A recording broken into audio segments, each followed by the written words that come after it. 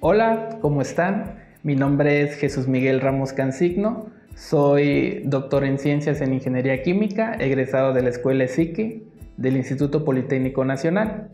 Soy el químico de aplicaciones de la empresa GBC Scientific Equipment de México y el día de hoy profundizaremos en el tema de la espectroscopía. Y para comenzar, hablemos un poco de la historia. La historia se inició muchísimos años atrás, pero mencionaremos algunas fechas importantes. En 1166, Sir Isaac Newton realizó muchos experimentos sobre la separación de la luz para obtener un espectro y los índices de refracción de diferentes colores de la luz. En 1815, Fraunhofer observó el fenómeno de difracción y pudo medir la longitud de onda en vez de los ángulos de refracción.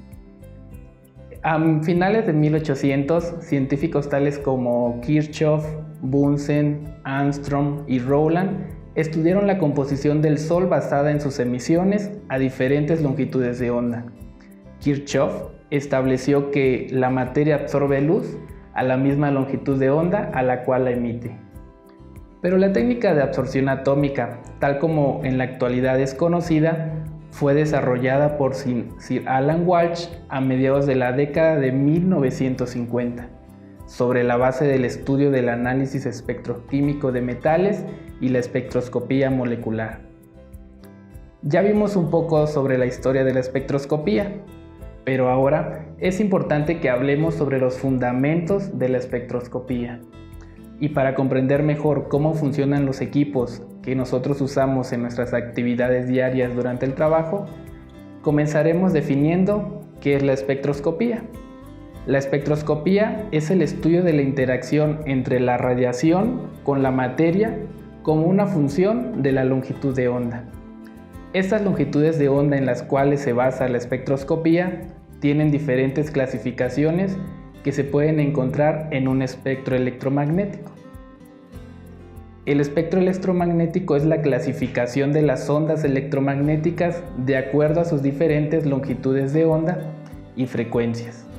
La clasificación la podemos encontrar en el espectro electromagnético y está dividida en ondas de radio, microondas, infrarrojo, región visible, UV, que es lo que conocemos como la luz, y también en rayos ultravioleta, rayos X y rayos gamma. Para cada una de estas ondas electromagnéticas existen diferentes equipos capaces de identificarlas y cuantificarlas. Y en este webinar analizaremos algunos de estos equipos para conocer sus fundamentos, sus componentes y algunas de sus aplicaciones. Empecemos con la espectroscopía de absorción atómica. La espectroscopía de absorción atómica se basa en tres principios. El primero es: todos los átomos pueden absorber luz. El segundo, la longitud de onda a la cual es absorbida es específica para un elemento químico en particular. Y el tercero, la cantidad de luz absorbida es proporcional a la concentración de los átomos absorbentes.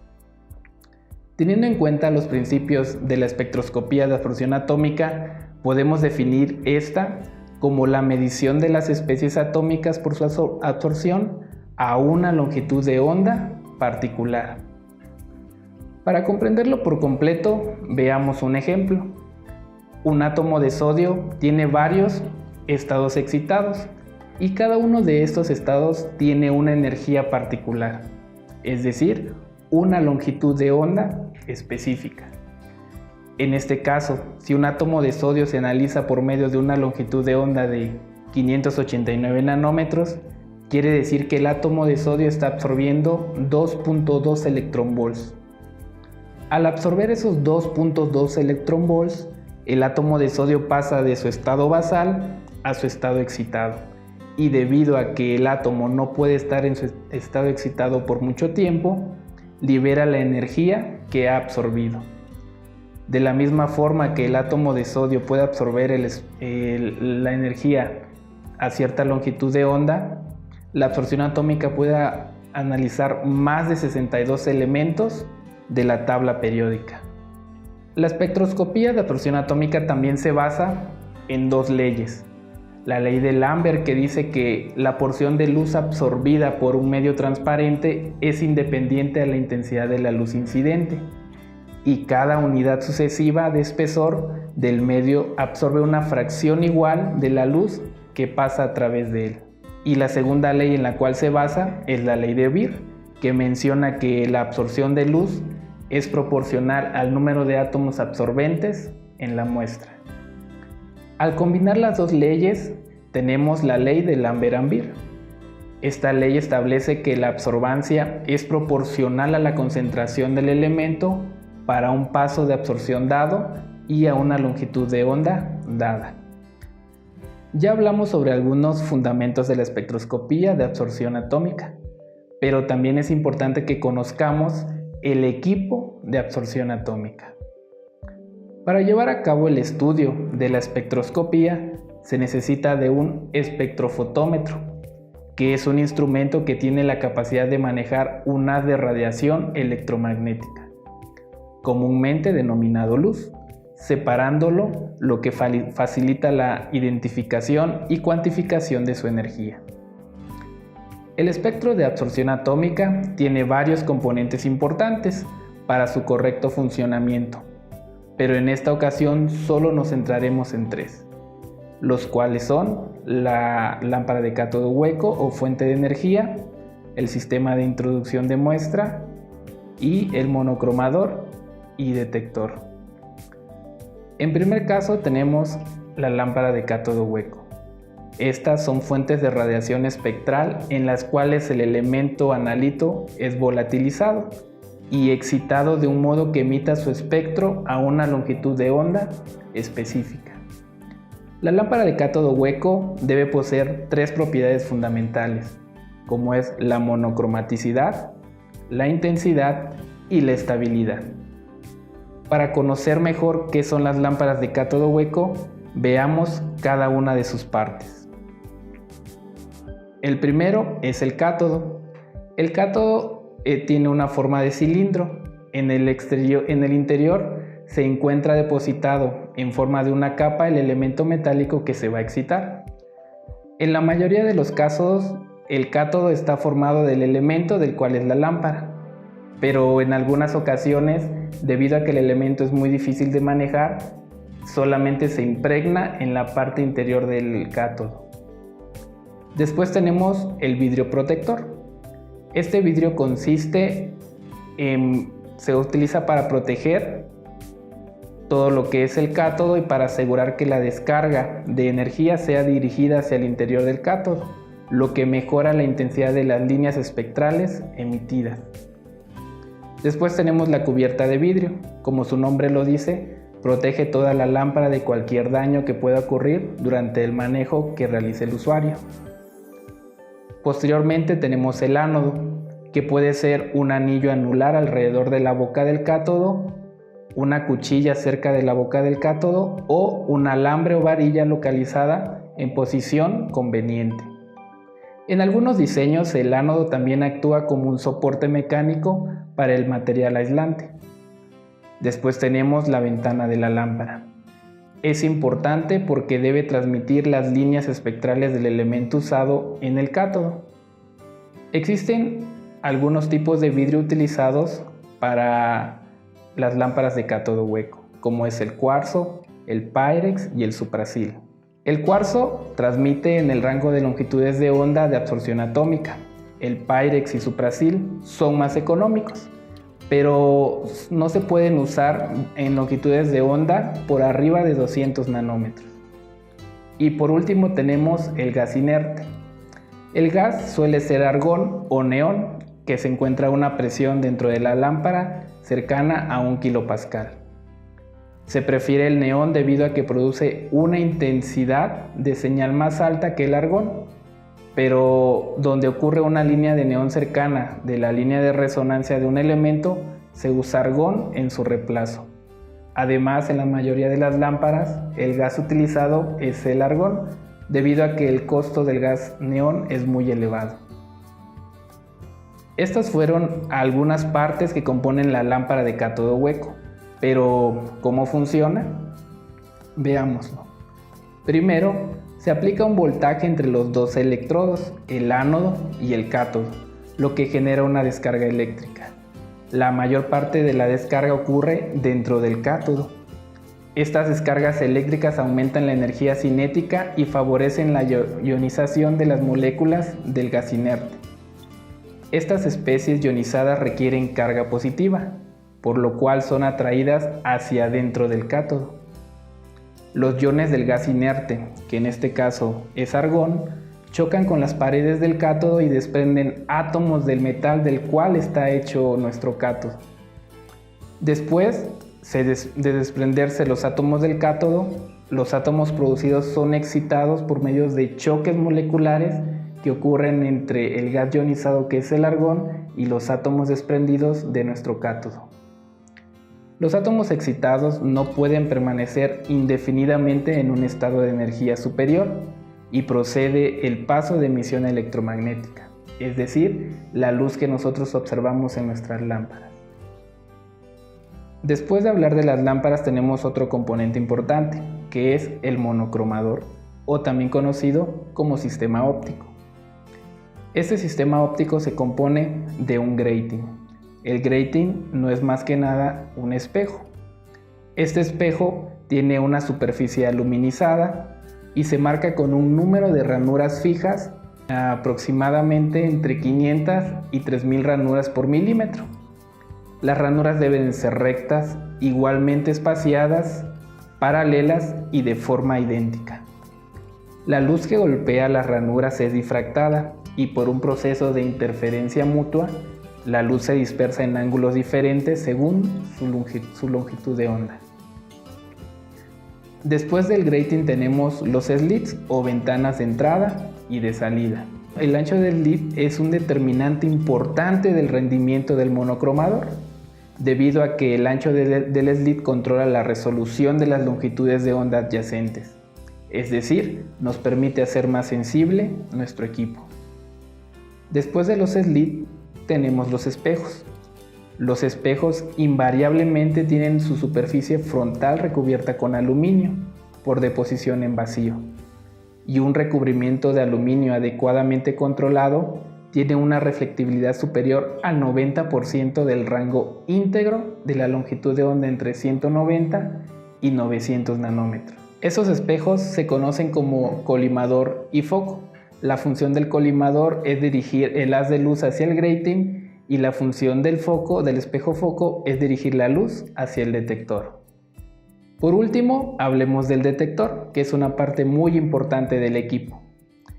En los casos de la absorción atómica, el detector es un fotomultiplicador, que en sí es un detector de radiación, y se utiliza este detector debido a que ningún otro dispositivo ofrece la misma sensibilidad en el rango de longitud de onda requerido para la espectroscopía de absorción atómica.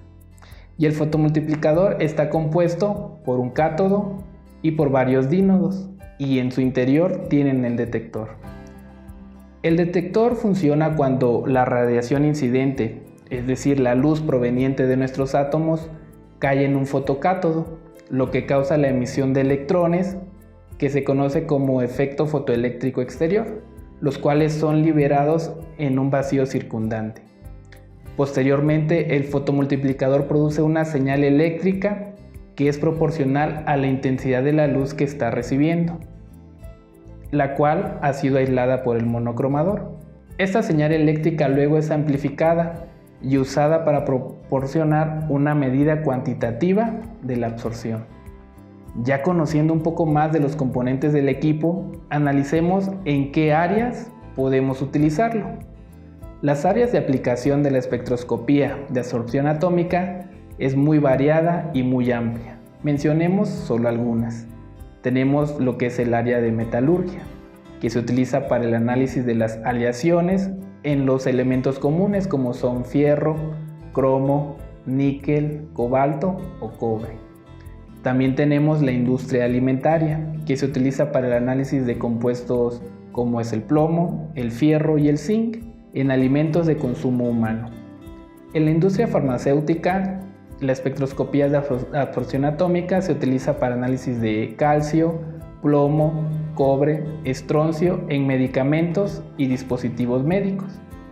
En el área de análisis ambiental se utiliza para la determinación de metales pesados a nivel traza en el agua, en el suelo y en plantas.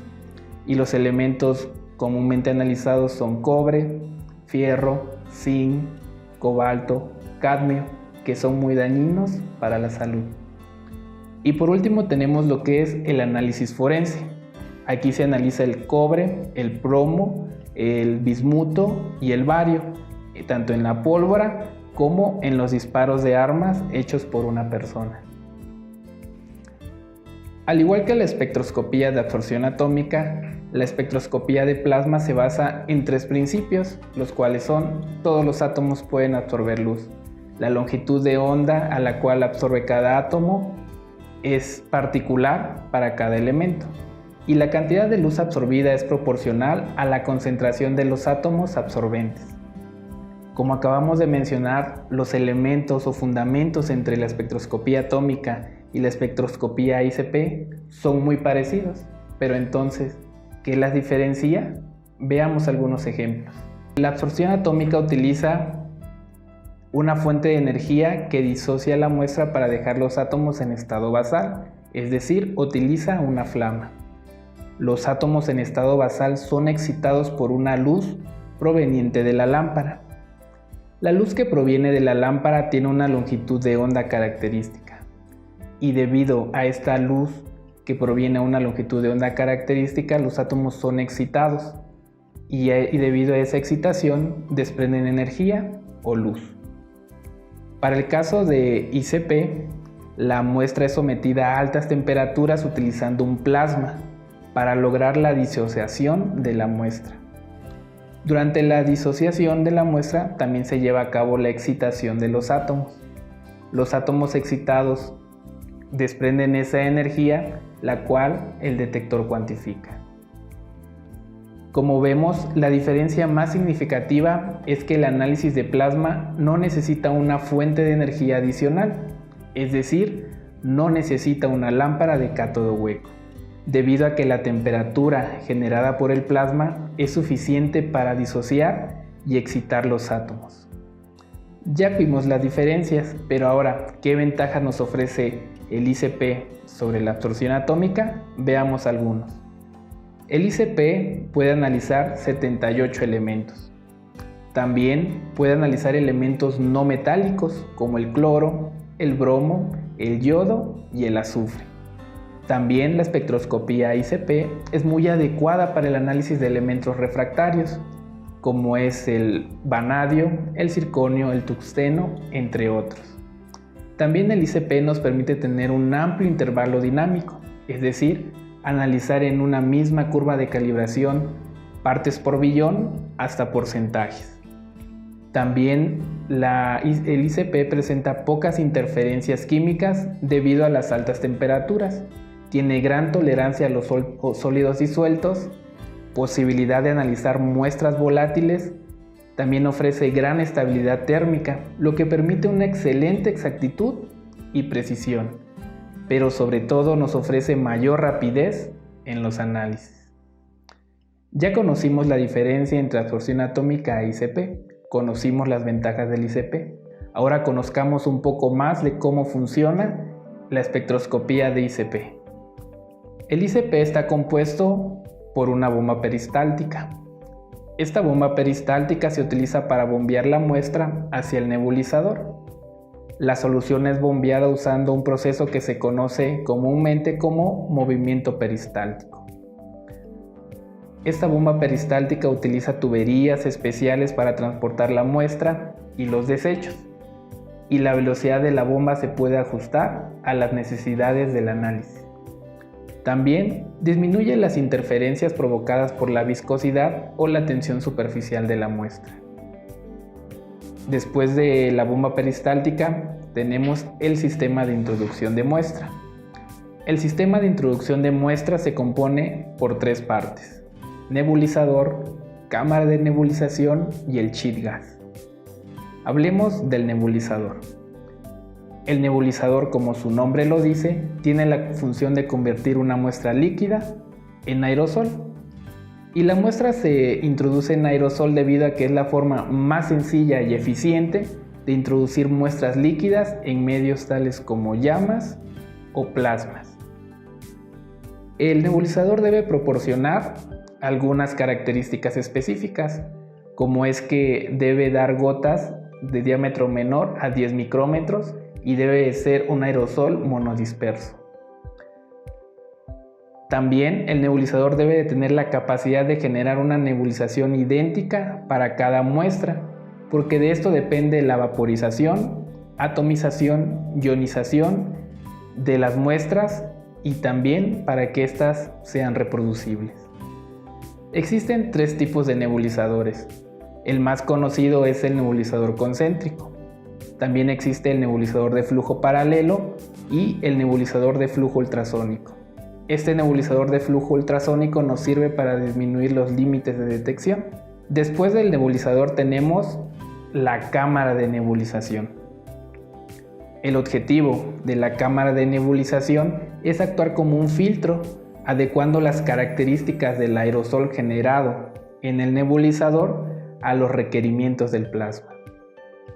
Las funciones de la cámara de nebulización son eliminar las gotas que tengan un diámetro mayor a 10 micrómetros, igualar las velocidades de las gotas a la del gas portador, en este caso el argón, convertir el flujo laminar lo más posible, debido a que cuando nuestro aerosol sale del nebulizador es un flujo turbulento, y el aerosol que emerge de la cámara de nebulización se conoce como aerosol terciario.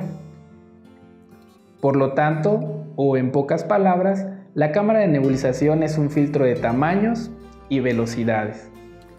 Y para que la cámara de nebulización sea un filtro de tamaños y velocidades, debe reunir las siguientes características: transportar la máxima cantidad de analito y mínima de disolvente, y también amortiguar las fluctuaciones existentes en la generación del aerosol primario, dando un aerosol terciario y eliminando las fluctuaciones en el plasma. También debe convertir el flujo del aerosol en un flujo laminar, para que de esta manera el analito permanezca un tiempo más óptimo y más prolongado en el plasma. También presentar un poco o ningún efecto memoria. Y por último, tener resistencia a disoluciones agresivas. Cumpliendo con estas características, podríamos decir que la cámara de nebulización es adecuada para el análisis que nosotros requerimos.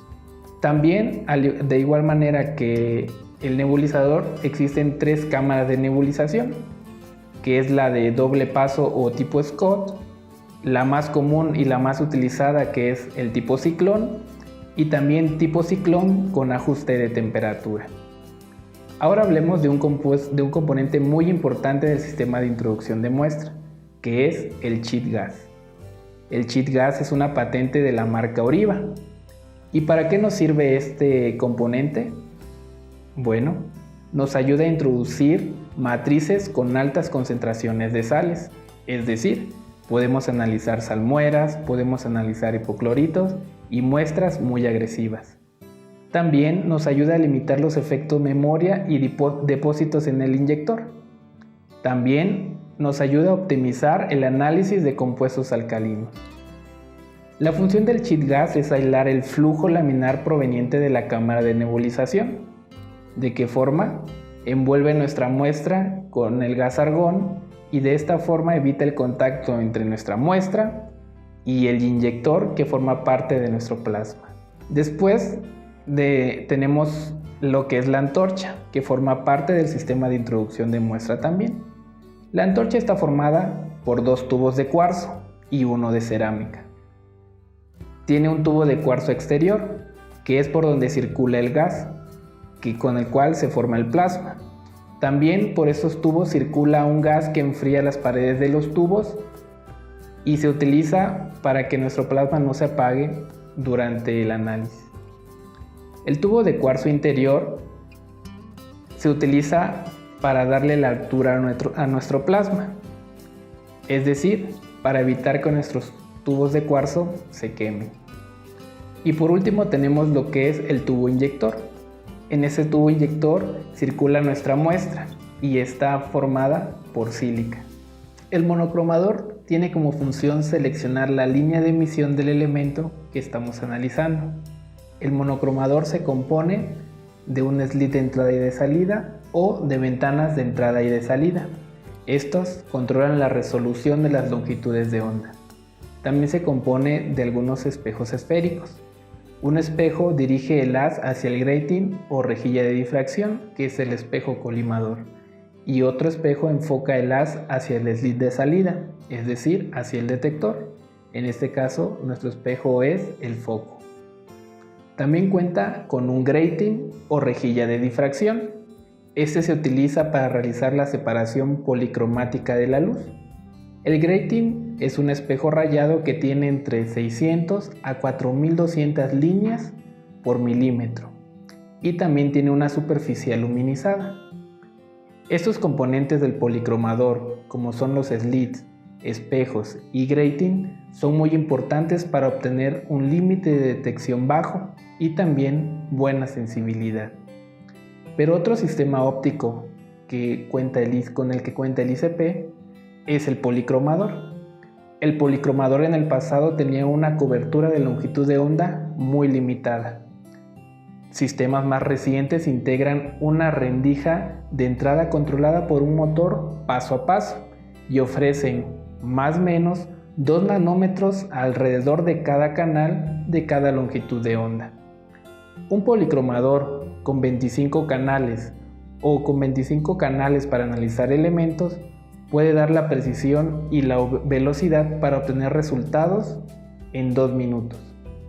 En los policromadores el elemento dispersante o grating está fijo y dispone de varias rendijas de salida, tras la cual se posiciona comúnmente un detector. El policromador mide varios elementos simultáneamente, es decir, nos ayuda a disminuir el tiempo de análisis. También el grating es cóncavo, lo que asegura la difracción del espectro, así como el foco de las longitudes de onda difractadas. El largo focal de un policromador es de aproximadamente 50 centímetros. Finalmente, pasemos al detector. El detector es un HDD, que es una patente de la marca Oriva, la cual permite el análisis simultáneo de los elementos presentes en la muestra de una forma más rápida y con límites de detección bajos. La tecnología HDD es posible con una fuente de alimentación electrónica extremadamente rápida que cambia dinámicamente el voltaje en menos de 50 milisegundos, sin histéresis, usando un bucle de reacción. Estos han sido los componentes principales de un ICP óptico. Pero antes de terminar con esta parte, los equipos ICP Oriva tienen un software muy importante cuando analizamos muestras desconocidas. Este software se llama Image y este nos permite o nos da los siguientes beneficios. Permite el análisis de muestras desconocidas, análisis cualitativo y cuantitativo. También compara espectros para identificación de muestras y el análisis por medio de este software se hace en tiempos cortos. Podremos saber qué contiene una muestra desconocida en 3 minutos, lo que nos permitirá ahorrar tiempo al realizar las curvas de calibración, ya que el software Image nos dará los elementos y las concentraciones que tenemos en la muestra. Pero esto lo veremos más a profundidad en otra oportunidad.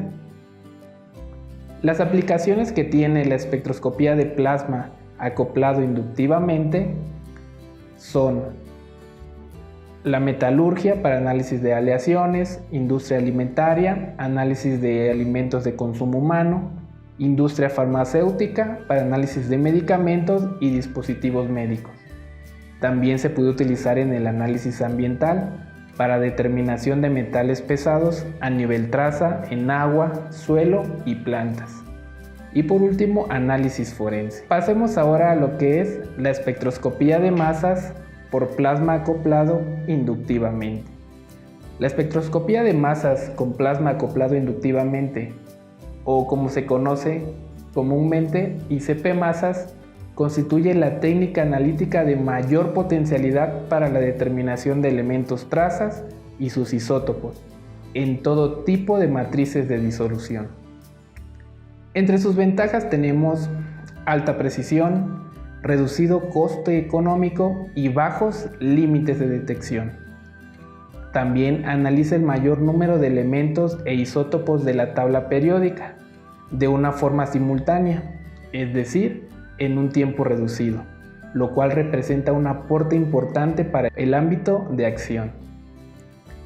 Esta técnica, denominada espectrometría de masas con fuente de plasma, posee una alta sensibilidad y rapidez en el análisis multielemental, lo cual posibilita la capacidad de cuantificar las concentraciones de un rango mínimo de 5 órdenes de magnitud, es decir, desde unos limitados partes por trillón hasta una concentración de partes por millón, permitiendo así analizar más elementos en un número mayor de muestras en un menor tiempo. Esta técnica es muy especial debido a que adoptó dos propiedades analíticas fundamentales para estos análisis. Estas dos propiedades son la obtención de una matriz libre de interferencias y la presencia de una alta relación señal-ruido. Para saber cómo funciona un ICP masas, conozcamos sus componentes. La primera parte es el sistema de introducción de muestras, que consiste de una bomba peristáltica, nebulizador y cámara de rocío. Estos proveen el medio adecuado para que la muestra ingrese al instrumento. Después tenemos el sistema de antorcha ICP, que genera un plasma, el cual sirve como fuente de iones del ICP masas, es decir, convierte los átomos en iones. Después tenemos la interfase, que acomoda la presión atmosférica a la presión que se encuentra en la fuente de iones de ICP al alto vacío, en que se encuentra nuestro ICP masas. Después tenemos el sistema de vacío, que proporciona el alto vacío para la óptica iónica, para el analizador de masas de tiempo de vuelo y el detector. También contamos con los lentes iónicos, que enfocan los iones dentro de un haz para su transmisión al analizador de masas de tiempo de vuelo. Y tenemos ahora el analizador de masas de tiempo de vuelo. Este actúa como un filtro de masas para ordenar los iones de acuerdo a su relación masa a carga. La separación de los iones en función de la masa se produce durante su recorrido hacia el detector, situado al final del tubo. Estos aparatos presentan ventajas como la robustez, simplicidad, fácil acceso a las fuentes de iones y el virtualmente ilimitado intervalo de masas. También el ICP masas cuenta con un detector, el cual cuenta los iones individuales que pasan a través de los analizadores de masas de tiempos de vuelo. Y por último tenemos el sistema de control de manejo de datos. Este controla los parámetros del instrumento y el manejo de datos hasta la obtención de los resultados de la concentración final. Los campos de aplicación para un ICP masas son muy variados. Puede analizar cualquier tipo de muestra. Por ejemplo, muestras de aguas, de semiconductores, de alimentos, materiales geológicos, materiales clínicos, muestras forenses, fármacos y petroquímicas. Por lo tanto, es una fuente de análisis que nos permitirá acrecentar nuestras muestras y poder analizarlas en un menor tiempo. Ahora veamos un video sobre cómo funciona un analizador de tiempo de vuelo.